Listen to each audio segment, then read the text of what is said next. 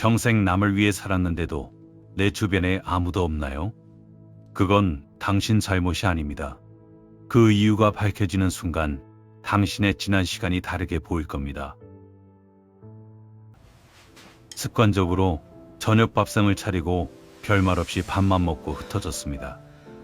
밥을 차리느라 다 식은 밥을 혼자 앉아 먹었습니다. 설거지를 마치고 소파에 앉아 혹시나 하는 마음에 휴대폰을 켰습니다.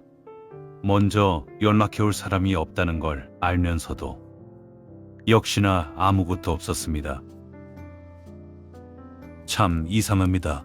평생을 남을 위해 살았는데 내 것을 나눠주고 내 시간을 내어주고 내 감정을 억누르면서까지 주변 사람들을 챙겼는데 왜 지금 이 순간 세상에서 가장 혼자인 것 같은 느낌이 드는 걸까요?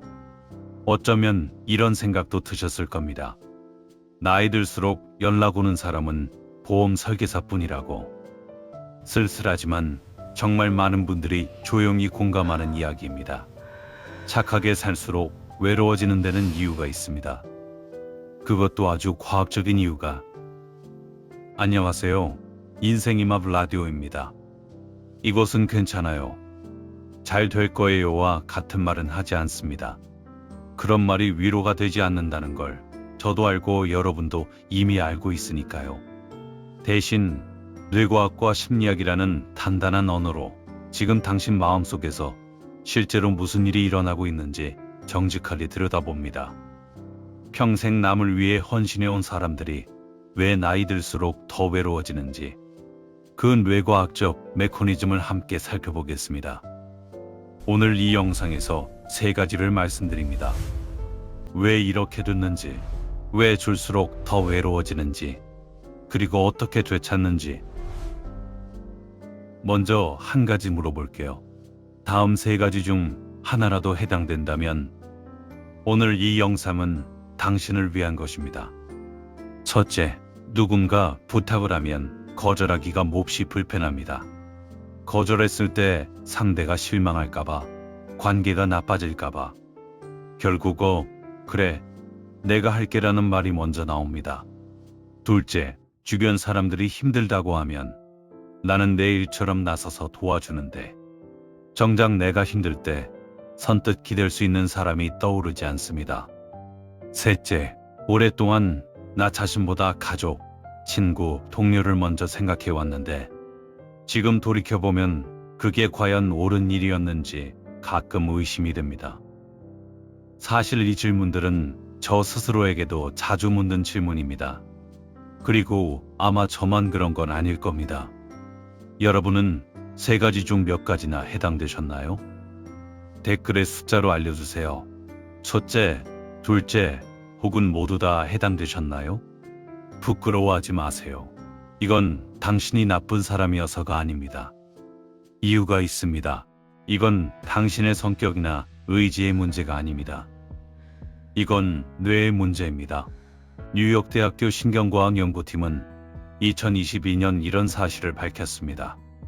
애착은 뇌를 프로그래밍한다. 이 프로그래밍은 즉각적인 행동뿐 아니라 이후 발달하는 행동 패턴 전체에 영향을 미친다. 어릴 때를 떠올려 보세요. 울고 싶은데 참은 적이 있을 겁니다. 하기 싫은 일을 억지로 했더니 착하다는 말을 들었을 겁니다. 내 마음보다 남의 기분을 먼저 살폈더니 사랑받았을 겁니다. 이 경험이 반복될 때 뇌에서는 구체적인 변화가 일어납니다. 신경과학에는 신경경로 강화라는 확립된 원리가 있습니다. 1949년 신경과학자 도널드 헤브가 정식화한 이 원리는 오늘날 신경과학 교과서 어디서나 확인할 수 있는 기본 사실입니다. 함께 바로하는 뉴런은 함께 연결된다. 같은 길을 수천 번 걸으면 그 길에 고랑이 생깁니다. 비가 오면 물은 자연스럽게 그 고랑으로 흐릅니다. 선택이 아닙니다. 그냥 그렇게 됩니다. 당신의 뇌도 똑같습니다. 수십 년 동안 땀을 먼저 챙기는 고랑이 깊게 파였습니다.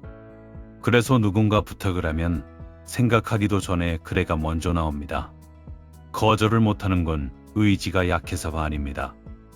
수십 년 동안 뇌에 새겨진 자동 반응이기 때문입니다.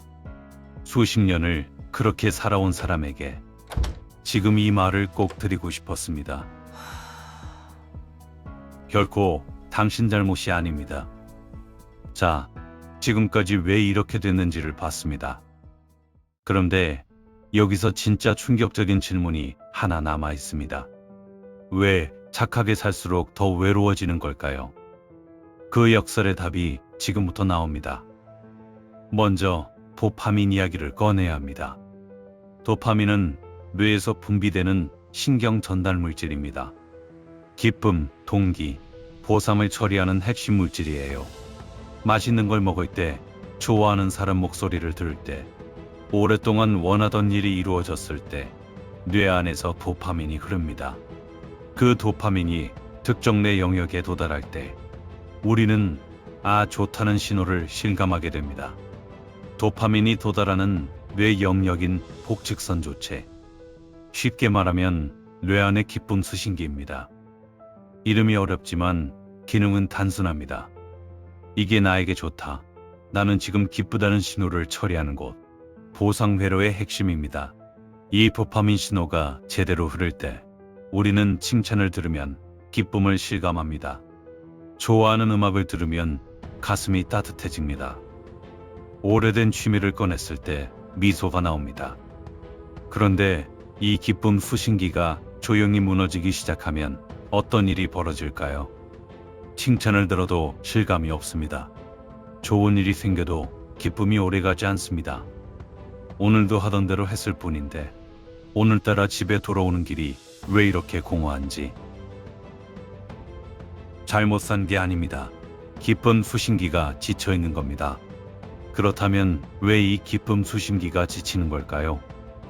하버드 의대 맥린 병원의 디에고 피자갈리 교수는 20년에 걸친 연구를 통해 스트레스가 뇌의 보상 회로를 어떻게 교란시키는지 규명했습니다. 만성적인 스트레스가 반복될수록 도파민 신호가 실제로 약해진다는 것을 수많은 임상 데이터로 입증했습니다.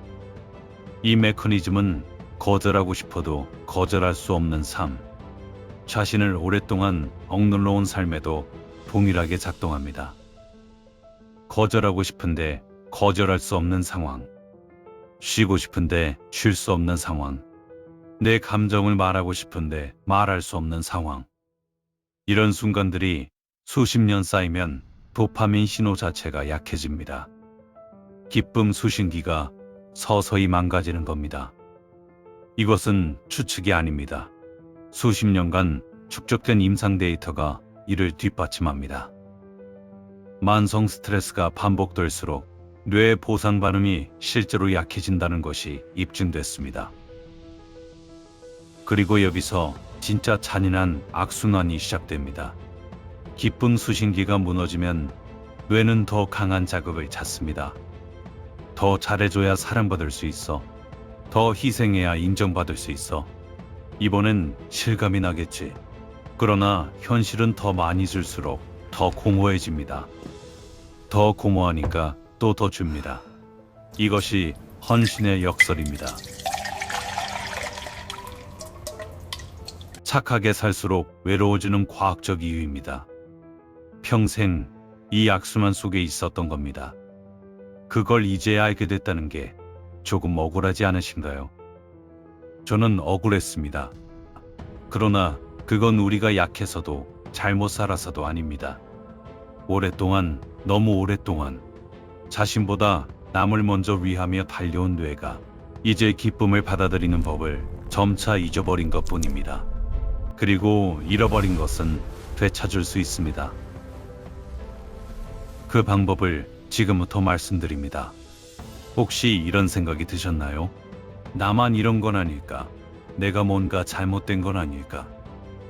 2025년 세계보건기구 사회적 연결위원회는 이런 보고서를 냈습니다. 전 세계 6명 중 1명이 외로움의 영향을 받고 있다. 특히 노인의 경우 3명 중 1명이 사회적 고립을 경험하는 것으로 추산된다. 2023년 미국 공중보건 의무총관 피백머시 박사는 외로움을 공식적으로 전염병으로 선언했습니다.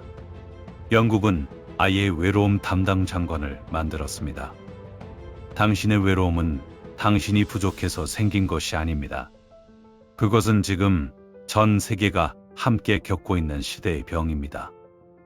그리고 그 중심에는 자신보다 남을 먼저 챙기며 살아온 사람들이 있습니다. 그렇다면 이 악순환 끊을 수 있을까요? 끊기 전에 먼저 이해해야 할 것이 있습니다.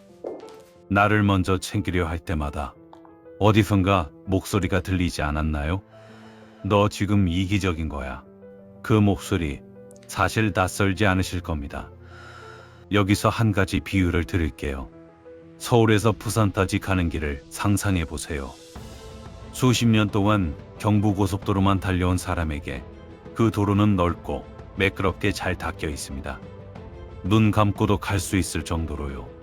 그런데 어느 날 갑자기 이제부터 다른 길로 가겠다고 결심해봐야 새 길은 아직 비포장도로입니다. 울퉁불퉁하고 느리고 불편합니다. 뇌도 똑같습니다. 수십 년간 남을 먼저 챙기는 경로를 달려온 뇌에게 어느 날 갑자기 이제부터 나를 먼저 챙겨라고 명령하면 뇌는 낯설고 불편하다는 신호를 보냅니다. 그 불편함이 죄책감으로 느껴집니다. 내가 이기적인 건 아닐까? 내가 나쁜 사람이 되는 건 아닐까? 그 죄책감, 나를 먼저 챙기려 할 때마다 어김없이 찾아오는 그 묵직한 감각, 그건 당신이 나쁜 사람이라는 신호가 아닙니다. 뇌가 낯선 길을 달리기 싫다고 보내는 저항 신호입니다. 도덕의 문제가 아니라 뇌의 문제입니다. 그러면 이 뇌를 바꿀 수 있을까요? 네, 정답은 예스입니다. 캘리포니아 대학교 샌디에고의 엘렌 리 교수팀은 2021년 중요한 연구 결과를 발표했습니다. 성인 1,090명을 최대 7.5년 동안 추적 관찰한 이 연구에서 연구팀은 이런 결론을 내렸습니다. 스스로를 다독이고 돌볼 줄 아는 사람은 시간이 지날수록 외로움이 줄어들었다는 것입니다. 그리고 주변 사람들과의 관계도 오히려 더 좋아졌습니다. 나를 먼저 챙기는 것이 이기적이라는 말, 평생 들어오셨을 겁니다. 그런데 1,090년을 7년 넘게 추적한 연구가 말합니다. 나를 먼저 챙기는 사람이 결국 덜 외롭고 결국 더 좋은 관계를 맺는다고 평생 들어온 말이 틀렸던 겁니다. 내 컵이 차 있어야 남의 컵에도 따라줄 수 있습니다. 빈 컵으로는 아무것도 나오지 않습니다. 자신을 돌보는 것은 이기적인 행동이 아닙니다. 오히려 타인과의 관계를 더 건강하게 만드는 기초공사입니다. 그렇다면 어떻게 해야 할까요?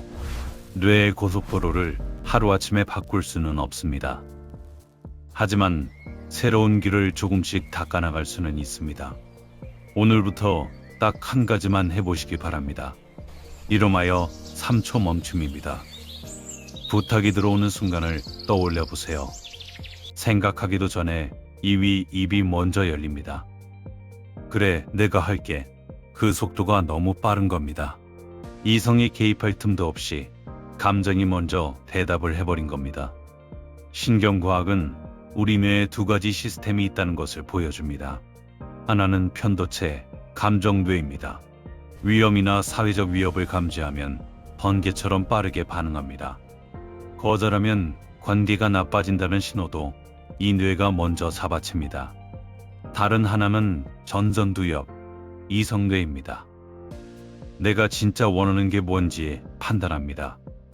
그런데 이 이성뇌가 깨어나는 데는 시간이 필요합니다. 감정뇌가 혼자 결정을 내리기 전에 이성뇌에게 발언권을 주는 행위, 그것이 3초 멈춤입니다. 내일 누군가 부탁을 해오면 바로 대답하지 마세요. 딱 3초, 숨을 한번 쉬는 시간이에요. 그것뿐입니다. 그리고 속으로 이렇게 물어보세요. 지금 내가 이 부탁을 들어주고 싶은 건가? 아니면 거절하면 불편해질까봐 두려운 건가? 대답이 무엇이든 상관없습니다. 처음엔 그냥 물어보는 연습만 해도 충분합니다. 이 3초가 수십 년 동안 자동화된 뇌 경로에 아주 작은 세기를 내기 시작합니다.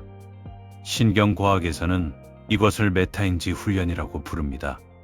자신의 반응을 한 발짝 떨어져서 바라보는 행동을 반복할수록 새로운 신경 경로가 함화됩니다. 처음엔 어색합니다. 당연합니다. 비포장도로니까요. 하지만 2, 3초가 쌓이면 어느 날 처음으로 미안한데 나는 오늘은 좀 어려울 것 같아라는 말이 자연스럽게 나오는 순간이 옵니다. 그 순간이 바로 뇌가 세기를 열기 시작한 날입니다. 다시 처음으로 돌아가 볼게요. 저녁 밥상을 차리고 아무도 고맙다고 하지 않았던 그 순간, 전화기를 켰지만 아무것도 없었던 그 밤. 이제 그 외로움이 조금은 다르게 보이지 않으신가요? 그건 당신이 사랑받을 자격이 없어서도, 당신이 뭔가 잘못해서도 아닙니다. 오랫동안 자신보다 남을 먼저 챙기며 달려온 뇌가 이제 자신에게도 관심을 달라고 보내는 신호입니다. 당신은 충분히 줬습니다. 이제는 받을 차례입니다. 가장 먼저 자기 자신에게 말입니다. 오늘 저녁 딱 한 가지만 해보세요. 밥상을 차리기 전에 내가 먹고 싶은 건 뭐지? 한번 떠올려 보세요. 그것 하나면 충분합니다. 뇌는 작은 것부터 기억합니다. 오늘 저녁 내가 먹고 싶은 것 하나를 챙긴 그 순간이 새로운 길의 시작이 됩니다. 지금 이 순간에도 혼자 저녁 밥상을 차리고 있는 사람이 있습니다. 그 사람에게 이 영상을 보내주세요. 그게 그 사람에게는 오늘 밤 가장 큰 위로가 될 수 있습니다. 구독과 알림 설정을 해두시면 매주 이런 이야기를 가장 먼저 받아보실 수 있습니다. 다음 화에서는 이보다 더 불편한 이야기를 가져옵니다. 당신이 거절했을 때 가장 격렬하게 반응하는 그 사람, 그 사람의 정체에 대해서입니다. 예고편은 커뮤니티 탭에 올려두겠습니다. 인생의 막을 힘차게 살아내시는 모든 분들을 응원합니다. 함께 날아오를 준비되셨죠? 다음 편에서 만나요. 인생의 막 라디오였습니다.